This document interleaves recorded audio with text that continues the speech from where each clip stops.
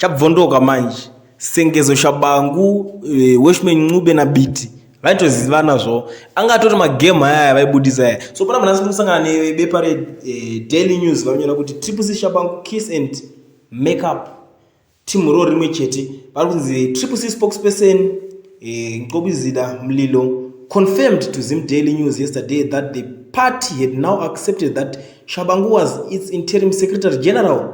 We have been talking to Shabangu since we took over and we stopped the bloodbath that was happening. We stopped the recalls. We emphasized that whatever problems might have been there, the solution was not recalls.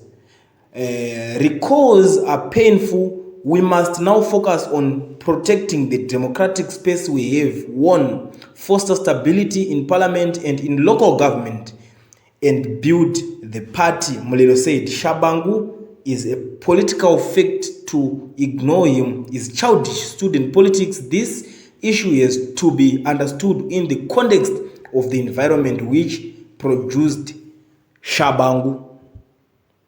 Kubaisa kudzungara kwaitika pepe ngataura nechokwadi pakatanga marikozi vanhu vaibatikana nemarikozi ndana Amos Chibaya nana Gift Ostalos nana Nelson Chamisa Tendai Biti anga ato nechigaro ku Triple C kubva kudhara hana kana any word rakataura pamusoro pemarikozi anga kanyarara daso.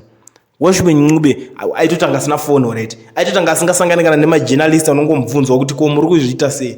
I'm sure vanhu ngavaitoblutika kana majournalist because vazati mubvunzo yaiuyanzi why imima makanyarara. But panapa zviri kuconfirmwa panapa kunzi vanga vari vamwe chete vakatora chimuti vakabvuta chinhu chavo vatoti takatowina jackpot rei rekuovertaka kana kuti rekuhijega party rekuhijega ma-MPS ari muparliament. Zva 2028 vanozozoona ikoko but vanozati pa 5 years vanonga vamboonawo mari dzeupfu. Ndo situation iripo, ndo zvinhu zvakaitika. Ameno muri Zimbabwe muri kuionawo sei nyaya iyi? Zviri boy here, zviri right here zvitonoruma?